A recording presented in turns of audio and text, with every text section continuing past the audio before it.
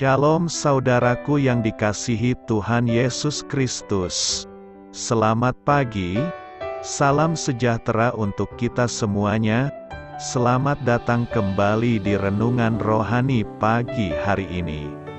Semoga saudara yang terkasih dalam keadaan sehat selalu. Kiranya damai dan sukacita Roh Kudus melimpah di dalam hati dan pikiran saudara saat ini. Sebelum kita mulai renungan pagi ini, marilah kita bersama-sama berdoa.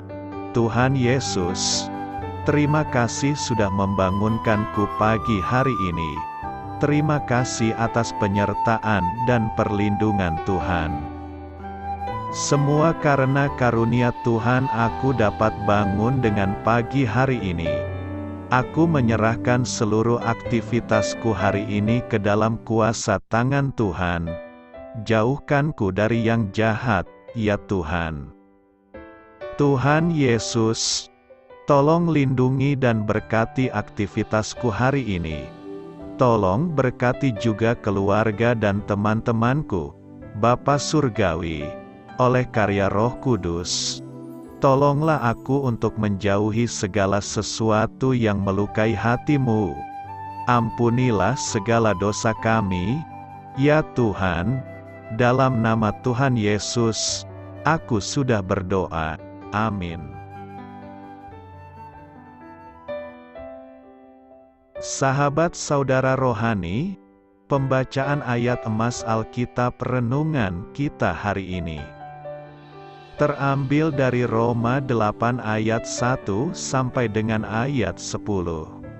Demikianlah sekarang tidak ada penghukuman bagi mereka yang ada di dalam Kristus Yesus.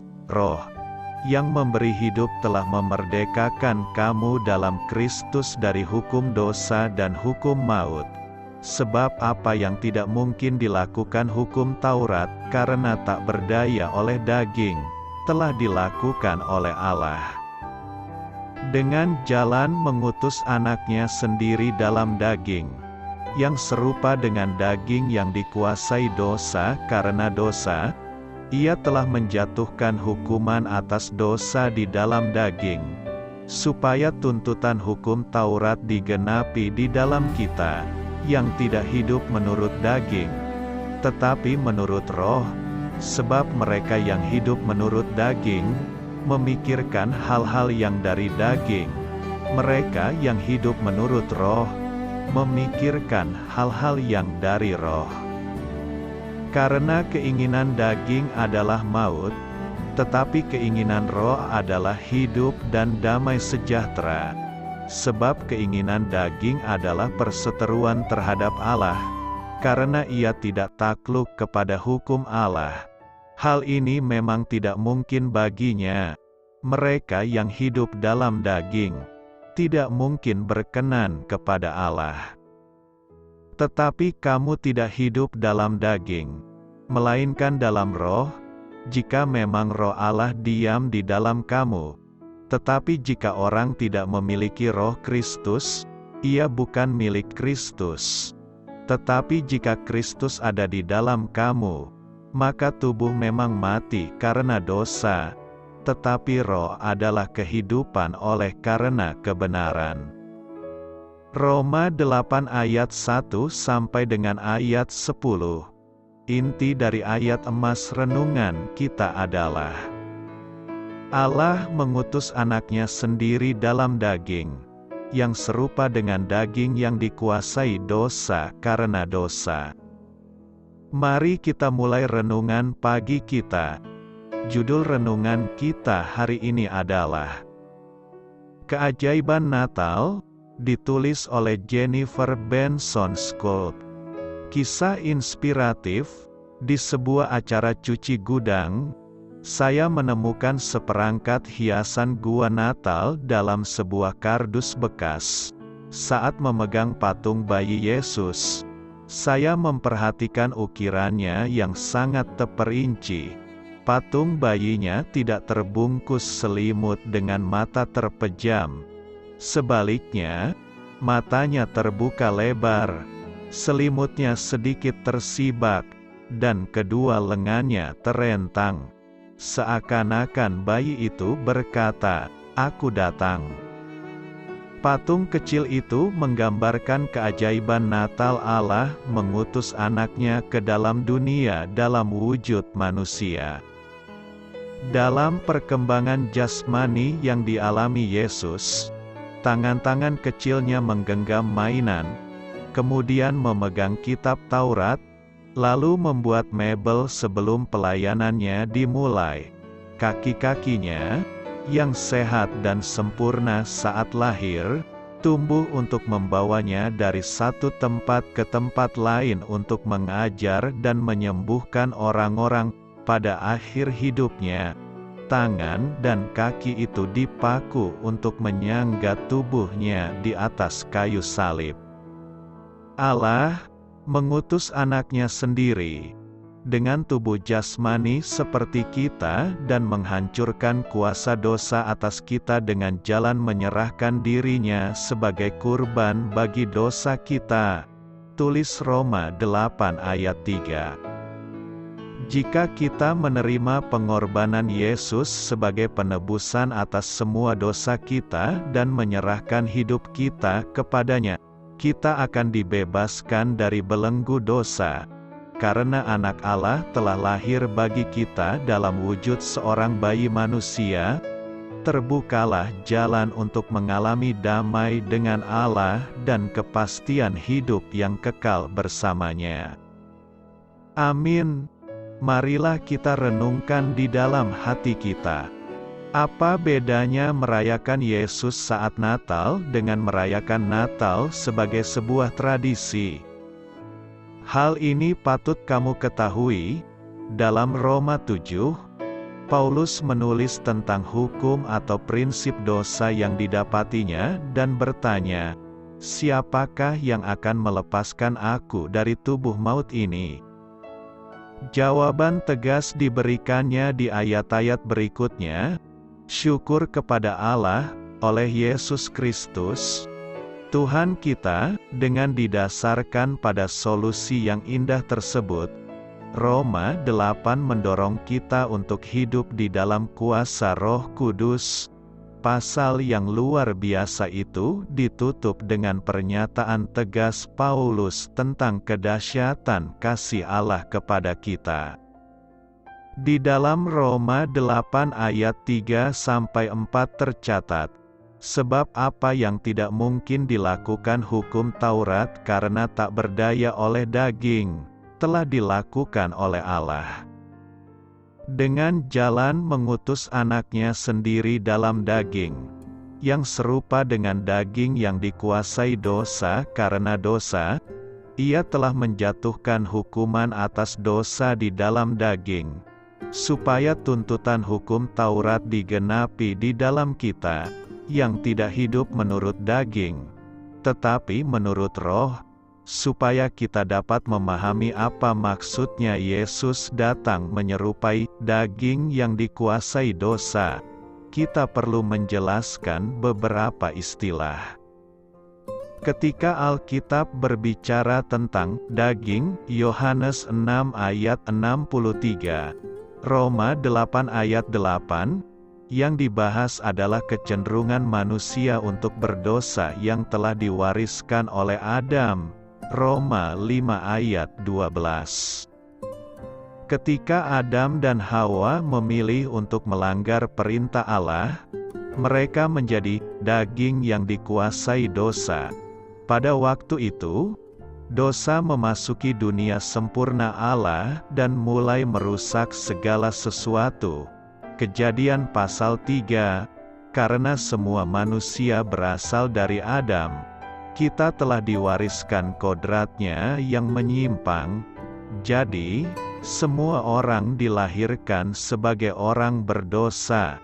Roma 3 ayat 10 dan 23. Kata serupa berarti mirip atau keadaan serupa dengan sesuatu. Keserupaan atau kemiripan bukan identik dalam kodrat atau zat, melainkan mirip dalam penampakannya. Keserupaan adalah perwakilan dari yang asli. Sebagai contoh, patung berhala dibuat menyerupai burung atau binatang atau hal-hal yang diciptakan. Roma 1 ayat 22-23. Keluaran 20 ayat 4-5. Sebuah foto adalah keserupaan. Filipi 2 ayat 6-8 menggambarkan Yesus yang mengesampingkan hak istimewa ilahinya sebagai Allah dan mengambil keserupaan dengan manusia yang telah Ia ciptakan. Baca juga Yohanes 1 ayat 3. Akan tetapi, Yesus tidak mempunyai ayah insani, sehingga Ia tidak diwariskan kodrat berdosa sebagaimana yang dimiliki manusia lainnya. Lukas 1 ayat 35. Ia mengenakan kedagingan insani, namun tetap memiliki keilahiannya secara penuh. Ia menghidup hidup yang kita alami, menderita sebagaimana kita menderita, dan belajar dan bertumbuh seperti kita. Namun Ia melakukan semua itu tanpa dosa. Ibrani 4 ayat 15 dan Ibrani 5 ayat 7-8. Karena Allah adalah Bapanya, Ia hidup hanya dengan rupa daging yang berdosa. Yesus menerima warisan tubuh dari ibunya, Maria, tanpa warisan dosa dari Yusuf. Yesus menjadi manusia supaya Ia dapat menjadi pengganti kita. Dalam daging, Ia harus mengalami penderitaan jasmani, penolakan emosional, dan perpisahan rohani dari Allah. Matius 27 ayat 46 dan Markus 15 ayat 34. Ia hidup seperti manusia hidup, namun Ia melakukannya dengan cara yang sepatutnya dalam persekutuan sempurna dengan Allah yang kudus. Yohanes 8 ayat 29. Karena Ia datang dalam rupa daging yang berdosa, Ia dapat menyerahkan dirinya sebagai kurban terakhir yang dapat melunasi segenap dosa umat manusia. Yohanes 10 ayat 18 dan Ibrani 9 ayat 11-15. Supaya kita dapat menerima anugerah pengampunan penuh dari Allah, setiap orang harus mengizinkan Yesus menjadi pengganti mereka secara pribadi. Itu artinya kita mendatanginya dalam iman, dalam kesadaran bahwa karena Ia datang dengan rupa daging yang berdosa, disalibkan, dan menanggung dosa dunia, dosa kita dapat dilunasi seutuhnya. 2 Korintus 5 ayat 21. Daging berdosa kita telah disalibkan dengan Dia sehingga kita bebas mengikuti Roh Kudus dalam ketaatan sempurna pada Allah. Roma 6 ayat 6-11 dan Galatia 2 ayat 20. Umat Kristen ialah mereka yang telah diperhitungkan kepadanya kematian dan kebangkitan Yesus, sehingga hutangnya pada Allah sudah dihapus. Kolose 2 ayat 14. Karena pengampunan ini, umat Kristen telah menganggap dirinya mati terhadap keinginan daging yang berdosa. Karena Kristus telah menaklukkan dosa dan kematian dalam dagingnya, kita dapat hidup melalui kuasa Roh-Nya, yang juga akan menaklukkan dosa dan kematian dalam setiap orang yang percaya akan Kristus. Galatia 5 ayat 16 dan 25 dan Roma 8 ayat 37. Doa saya menyertai saudara sekalian. Selamat berkarya untuk Tuhan. Amin.